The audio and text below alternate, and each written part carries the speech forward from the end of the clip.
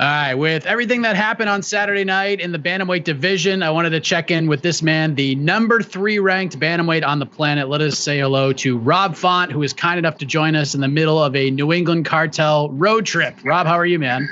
I'm doing great. How are you doing? I'm doing good, man. Big week for the squad. You guys are heading to Philly. The whole founding crew is in tow, as well as the surging prospect that's going to be competing later on this week. Let the folks know why this road trip is happening and what's going on. Yeah, we're headed to Philly, looking to, get a knockout with my boy Tom Pags. He's up and coming and making his pro debut on short notice. So we're jumping the Jeep and flying down. I mean, we're riding down there now. There you go. So the last time we spoke, Rob, it was a couple of days after the knockout win over Marlon Moraes. It shot you into the top 5. And since then, you've already bumped up 2 spots to number 3. Doesn't get much better than that, man. How does it feel to be a top 3 guy in the world right now? Obviously it's a great checkpoint, but the job's not done yet. We still got to get to that belt. But I'm not complaining. Number 3 guy in the world. So which all that means to me is I have options now. I have options to eventually get closer to that belt. So I'm excited. Can't wait to find out who I'm fighting next. But yeah, I'm excited.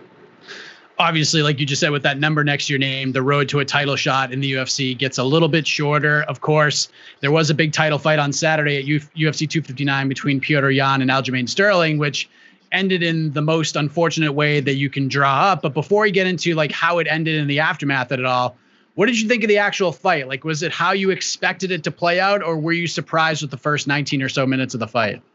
No, I figured it would play out like that. I was curious to see how Aljamain would do in the first 2 rounds, and if he could be able to keep that pace up. And he was doing all right. Wasn't like landing much, but it was definitely busy. I was definitely impressed with how patient Yan was. So I also saw some holes, saw some good things. Overall, the fight was okay, I guess, but then obviously you had the ending, So I wasn't definitely how do I say, like I wasn't like too impressed with Aljamain, except for the fact that he can keep pushing the pace, and then if anything, so I was a little more impressed with how slick Yan was with his takedowns, little tricks. Little trips and all that. So, but yeah, a tough fight. They did their thing. I want them to hurry up and do the rematch so they can get out the way, so I can get myself in there. So I'm sure everybody watching this knows what happened. There's like 30 seconds left in the 4th round. Sterling's on the mat, knee down, points of contact down, and then Yan drills Sterling with the illegal knee, puts Aljo in a very bad way. Referee gives him some time. The doctor comes in, the doctor leaves, and then the doctor comes back in, and the fight is finally ruled a DQ, and Sterling is the new UFC Bantamweight champion. What are you thinking watching this all go down? I'm just thinking, like, man, it's going to have to wait a lot longer, man. That's all I'm thinking. Like, I'm going to have to wait a lot longer. They're going to have to do the rematch. And then, but, I also, obviously, I was a little confused on what was going on. And then once I feel like once it got to like that 2-minute mark, I was like, oh, there's no way he's getting back up and fighting. So I was like, all right, well, how does this play out? And then, it played out the way it played out. Again, that's all that means. I still got to wait a little longer to finally find out who I'm fighting, and obviously they gotta do this again. I'm not sure when they're doing it, but they have to do it again. And yeah, man, I'm just a little upset, man, because like shit, man, like hurry up, man. Smooth this division on. Nobody is happy with the way this all played out. You have your own perspective on it, but even Aljamain being the champion right now, he's gotten a ton of heat from all this, even though he did absolutely nothing wrong in this situation. Have you seen the amount of like negativity thrown his way by fans, even members of the media, even fellow fighters in your division? Yeah, man, it's tough. It's tough when you're in Aljamain's position. He's always out there. He's out there. He's always he's very opinionated. So when you don't like, when you kind of that, and then I think how do I say, like, you have the Anthony Smith and John Jones situation. So when there's like a situation that already played out and you have something to point at, it's just I feel bad for him as far as like, you know, like the critics and the media are definitely gonna roast him, but you know, technically probably wasn't the worst move either. So yeah, I mean, it is what it is. You know, I kind of feel bad for him, but you know, it is what it is, man. I'm not sure if like this even jumped into your mind at all, but have you thought about what it would be like if you were in Aljamain's position? Sort of. You know, I don't know. I don't know how I would make that decision. You know, just getting kneed in the face. That's a tough decision. It's you know, he's on the spot. Financially, it makes sense, right? So definitely a smart move. But yeah, I don't know. I don't know how he would do with that. I don't know how he was feeling. I don't know how tired he was. I don't know what he was feeling like that. But it's definitely a shitty situation, you know, and especially in a title fight when you find a champ that should know the rules. There's been some debate over the last couple of days about whether or not Yan should even get the immediate rematch because of the mistake he made. Like, he lost the title. You know, if they run it back, Aljamain's going to get the extra money. He's going to get the pay-per-view points, etc. So I'm curious to get your thoughts on this. Is that enough punishment in your eyes? Or do you think because of how it played out, not knowing the rules, making that big mistake, that Yan should have to maybe get in the back of the line, so to speak, and work his way back up? I don't know. It's tough. Like, I can see that playing out, but I definitely think they're gonna do the rematch. You know, he definitely was the guy. I mean, sorry, Yan was definitely, you know, yeah, it's tough, man. It's tough because like I want to see the rematch. You know, I want to see the rematch and get it over. But you know, if I was in his position, I definitely would want that rematch as soon as possible. But if he waits, like, who do you give him to wait? You know, like, he's the ex-champ. So it's tough. I don't really know, honestly.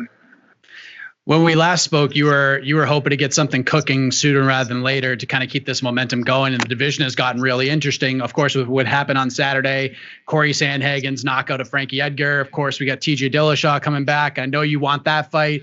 Corey wants that fight as well. We got Garbrandt, Aldo, Yan and Sterling are probably going to be matched up. What do you think happens here? Like, I feel like there's going to be an unfortunate odd man out of this equation, unfortunately. But if you had the mighty pencil, how would you kind of book this division if you could? I say you do TJ versus Sandhagen, book the rematch, and then give me Cody Garbrandt. And you know, make a super card for 35ers. I like that idea.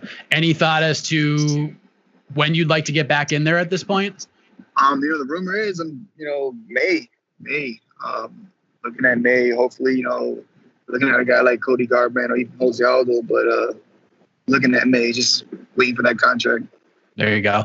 Life's pretty good, man. I mean, it's supposed to be 50 degrees in Massachusetts today, 60 tomorrow. Spring is coming. Cold weather looks to be going away. Yeah. Hopefully the Patriots can make some moves in the offseason. Life's pretty good right now. You bumped up 2 spots without having to fight. The weather's coming out. What did you think of the main event on Saturday? Israel Adesanya. I can't complain. Bumping up 2 spots without having to fight. What did you think of what the main event on Saturday? I enjoyed it. You know, I just wish he would. I definitely enjoyed it. You know, Yan and I can't even pronounce it. How you pronounce his last name? Blachowicz. Yeah, I think, you know, he showed some you know, real good striking. Definitely showed that he can wrestle and stay on top. But you know, Izzy just showed that he just needs a little bit more work off his back, especially moving around with a big guy like that. So it was fun and entertainment. I definitely learned a little bit off that. Yep. Can you hear me? Okay, yeah. I lost you for like the last probably like 30 seconds of what you just said. Freezing up out here. Freezing up out here. Where the hell we at?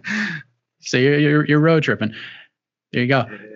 Yeah, it's just a wild world right now. We got disqualifications and title fights. We got Tom Brady getting hammered at victory parades. Just wild times indeed, man. Yeah, man. It's all over. It's wild right now. The good thing, you know, we're going down the field to get a big W, so I can't complain. What can people expect from Tom Pagliarulo on this week for CFFC? I know there's like, especially here in New England, it's been tough. He hasn't fought since 2019 because of the pandemic and everything in New England being shut down. I'm sure he's itching just to get a fight. So when the full call came, I'm sure he was jumped out of his seat to take it. But what can fans expect from him this week? Yeah, you can expect a long-ranging professional. Long-ranging professional that's going to be well-rounded everywhere this fight goes. The kid trains like a professional. He's around a bunch of professionals, and he finally gets to prove that he's a professional, not an amateur anymore. But he'll be long-ranging, smart, educated prospect. And he's only he's 23, right? Yeah. So definitely somebody to keep an eye on. Yeah, I mean, I know a lot of people in New England are very excited to see what he can do at the pro level. Oh yeah. He has New England behind him. He has the cartel behind him, and he's gonna shine on Thursday. There you go. Well, Rob, and safe travels to you guys. I won't take up any more of your time. I appreciate you joining the show this week. Best of luck to you, Tom, and the rest of the squad in Philly at CFFC, man. Appreciate it, man. Thank you.